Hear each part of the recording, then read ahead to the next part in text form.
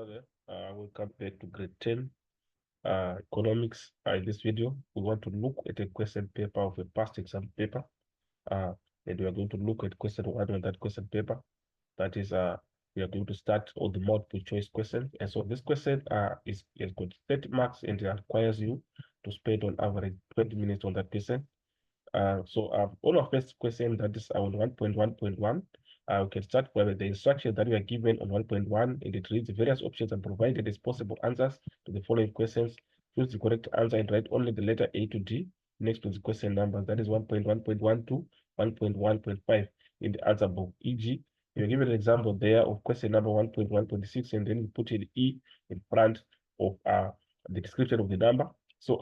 This is what we have. So if you go to first question, that is 1.1.1, it reads, which of the following is not an example of a business in an oligopoly? Right. So we know that these are market structures. We have got different market structures that we have. We've got an oligopoly, we've got a monopoly as a market structure also, and also we've got monopolistic market structure, and we also have a monopoly, monopolistic, oligopoly, and a perfect market competition market structure. So those are some of the types or examples of market structure that we can give. So according to the responses that we are given, we want an oligopoly, and we know that an oligopoly is a market that is described by few dominant firms that are operating in that market structure. So you would see that this is a market in which control over an industry lies in the hands of a few large sellers who own a dominant share of the market. So we are having few firms determining the activities that are happening in that market because they are powerful, so they are dominant. So they are determining the pace in which that market is operating. So this is what we have. So according to the examples that we're having, you would see that we have got MTN, Vodacom, and Cell C, and would see that these is an example of an oligopoly in the mobile line industry. They are dominant companies in that mobile industry. And then we've got BP, Total, and Engen in the fuel industry. You would see that they are also dominant. But if you look at FNB, Capitec, Nedbank, you would see that they are not necessarily determine the pace in that industry, that is in the banking sector, because we have got some other banks that are operating in that banking sector. So we can leave that one and then go to Burger King, McDonald's, and CS. You would see that it really is a setup of an oligopoly because they are really dominant in that industry, in the restaurant industry. So the only odd one out that we have there is C. So remember the question is saying which of the following is not. So we are going to pick C as the one that is odd one out. Then we go to the next one, which is 1.1.2, which is saying a characteristics of a monopoly is that, but we know that a monopoly is, we are having one firm that is operating, and there are certain characteristics that makes it very, very possible that it can operate as one. So remember, in most markets, in most market structures, we are having new firms that are entering in that market structure just because there are no barriers to entry. But in a monopoly market structure, there are barriers to entry. So what makes it, or what makes it possible that there are barriers? You see that a monopoly usually sells a unique product that no one else can be able to sell that product. So we have the answers that we are given there. So we can go through all the others and try to see. A, there are many buyers and sellers in the market. I would see that there are no many sellers. Buyers are there, but sellers are, we only one have one seller in a monopoly. So that one is out. The nature of the product is unique, which is correct. Usually the nature of the product of a monopoly is unique. That makes it only one field that is operating in that market structure. Then C, the nature of the product is homogeneous. We are having only one product, so we cannot give it a description of homogeneous. Homogeneous means similar, so it doesn't apply. Then we go to D, suppliers, price takers. They are not price takers because a monopoly, we one firm that is operating, and we don't have many suppliers, so D is out. And also a monopoly is a price maker, so not a price taker. So D is out again. So we are left with B. So B is the correct answer that we have. Then we have the next question, which is saying a graph, which is 1.1.3, a graph which shows efficient use of all possible resources is, we know that that one is a production possibility curve. We know that a production possibility curve shows all points that we see on the curve shows the efficient production of goods and services without wastages. So that it shows the maximum goods and services that can be produced if all the resources are utilized maximally. So I would see that also a production possibility curve also highlights the basic economic problem, which has three elements, that is scarcity, choice, and opportunity cost, something that we can also look at. Then the other that we have there is C is the answer that we have on 1.1.3. Then we go to 1.1.4. The highest price at which a product is allowed to be sold is known as and we know that that one is a maximum price. So as we've got our C is our answer. Then we go to 1.1.5, which reads which of the following is not a reason for market failure. But first of all, we can try to understand what we mean by a market failure. But market failure, we know that this is the inefficient distribution of goods and services in the free market.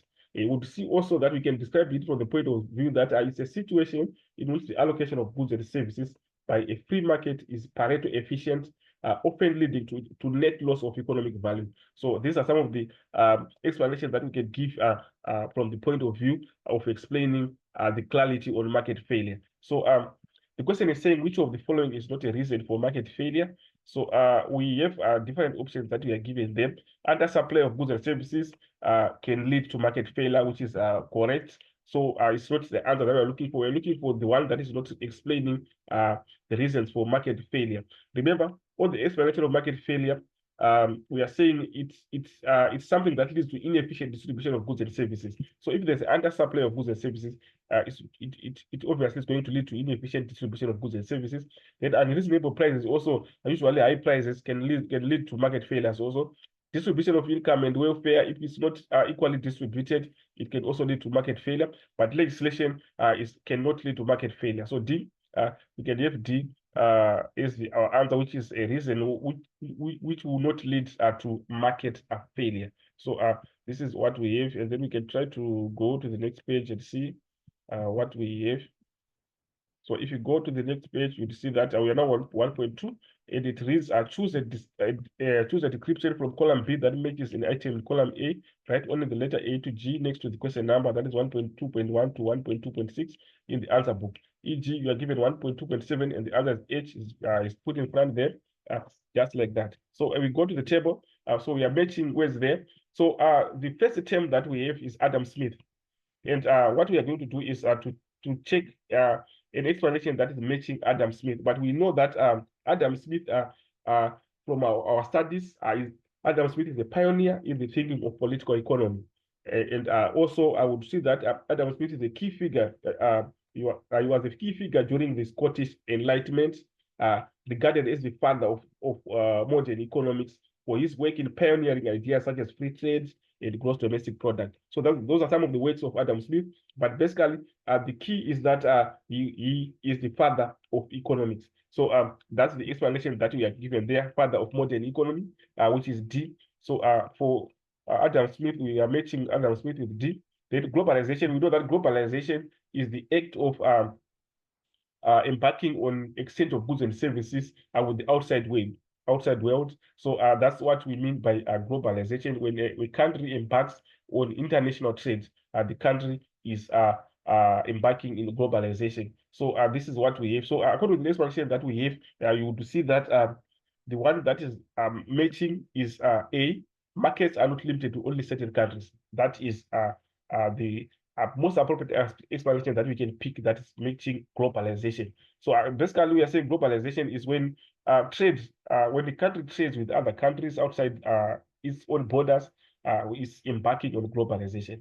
So this is what we have. So international trade on its own becomes a component of globalization. So this is what we have. So on opportunity cost again, opportunity cost, we know that this is the cost of the best alternative foregone. We have two options, A and B, and you choose A and you don't choose B. So you have forgone B. So B, the value of B becomes the opportunity cost. The one that you have not chosen becomes the opportunity cost. So what is the explanation that is matching opportunity cost there? You can go through all the explanations that you are given there, try to pick which one do match opportunity cost. So you'd see that if you go to, let's see, our responses are going down to G. So if you look at F, the value of the alternatives that were given up as a result of a choice. I will give an example of A and B. You've chosen A and you don't choose B. So you've given up B because you didn't choose B. So B becomes the opportunity cost. The value of B becomes the opportunity cost. So that's the expression that is being reiterated by F, which is saying the value of the alternatives that were given up as a result of a choice. So you've got B. So you've got F as the most appropriate. That is going to go align with opportunity cost. So you've got F. Then efficiency. Efficiency on its own as a word is described as if its production is producing at the lowest possible cost. That is what we mean that we mean by efficiency. So if you go through the alternatives that we have, let's try to look an explanation that is aligned with that. If you go through, you would see that B is the most appropriate. All of the economy's resources are being used effectively. So B becomes the most appropriate one. Then we've got ad valorem tax. So you would see that this is where tax is calculated as a percentage of the product. As simple as that. So we have got E being the appropriate answer that we have there. Then we've got social benefits. We go through, and you'll see that if you go to C, consists of the total benefits society gains from the consumption and production of goods or services. So C explains social benefits. So this is what we have in terms of matching words. Then we'll try to see if you still have any other question concerning question 1. This we still have for 1.3. 1.3 reads, give one term for each of the following descriptions. Write only the term next to each of the question numbers. That's 1.3.1 to 1.3.4 in the answer book. Abbreviations, acronyms, and examples will not be accepted. So don't give acronyms, write in full. That's what they are trying to say there. So that's the instruction that we are given. So 1.3.1 reads, the exchange value of good settled in terms of money. The exchange value of goods. So the keyword there is good. It's not currency, it's good. So it means it's going to align with price. So this means this is price. Then we go to second one, products that are used together with other products. We know the main classes of goods that we know is that we have complementary goods and substitute goods, whereby substitute we are saying it can be used in place of the other. Then complementary we are saying they are used together. For example, we've got car and petrol. You cannot move a car without petrol. So they are used together. So car and petrol becomes complementary goods. So it means the explanation that we have there, the way that's most appropriate there is complementary goods. Complementary goods. Let's just try to create some space there.